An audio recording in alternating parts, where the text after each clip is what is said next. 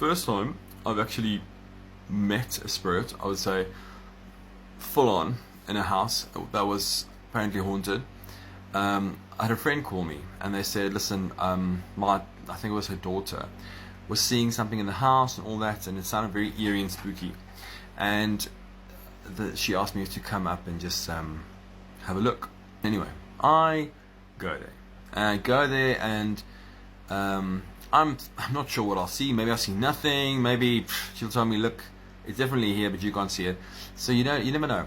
And she's sitting on the couch talking, and as she's talking about it, I sort of zone out because right behind her, I see this old guy walking into the room, and obviously, she doesn't see this person, and he's really old. He's sort of almost crouching over in the way he walks, but he walks around this sofa where she's sitting, and he comes.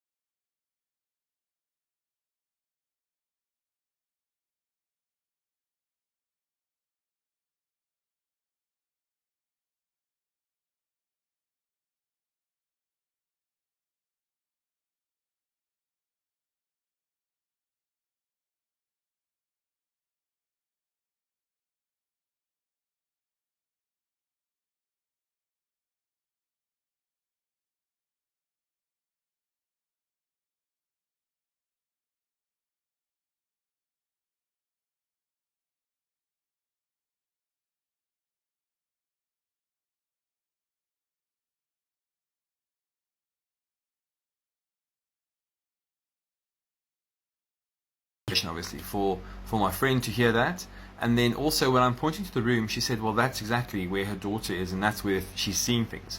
And so I said to him, what are you doing? And he said, well, it was interesting how he did this. He was explaining it like I'm making a joke, but really they should be going.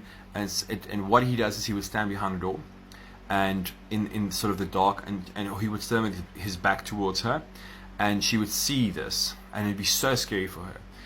So, and the whole thing with him is to scare her away, because honestly, he's just a spirit. So I don't believe spirits are, they can sort of project a certain image. They can show you what they want you to see, but behind that it's just a human spirit. So it's like you putting on a mask for Halloween, so can a spirit do the same thing to sort of have an effect, but really behind it it's just a spirit. Okay, so yes, I said to him, please stop doing this, and he said no, he won't, because they have to leave. And I said, but you are deceased, you should be going, you should be the one moving on, and why aren't you moving on? And then he said to me, he's waiting. I said, waiting for what? I said, he's waiting for his wife to come back. So it was kind of sad actually, because I realized then that it was related to substance abuse, and the person who was with him in his lifetime, his partner, didn't want to reconnect with him. So he was waiting in this house hoping that this person would come back. They'd come back in a way and be there for him and reconnect with him, but they were moved on. Okay, so he said to me he's going to stay in the house, but he will stop scaring the children, because these are teenage girls living in the house with their mom. So it is interesting. So that night, basically, I had to sleep over there because they were up on a farm, up in a mountain, and it was kind of crazy, but he kept on being close to me and sort of following me around, because I think he was sort of shocked by the fact that I could see him. So that's a little story about the first, I would say, poltergeist, but the first person who's been accused of making living conditions less desirable, but is not living, I suppose. That was very interesting. It was so interesting, and I had lots of fun really doing that. And yeah, even when I went to my bedroom, he followed me around. Even when I went to my bedroom, he followed me around, and I put the lights off, and he was still there.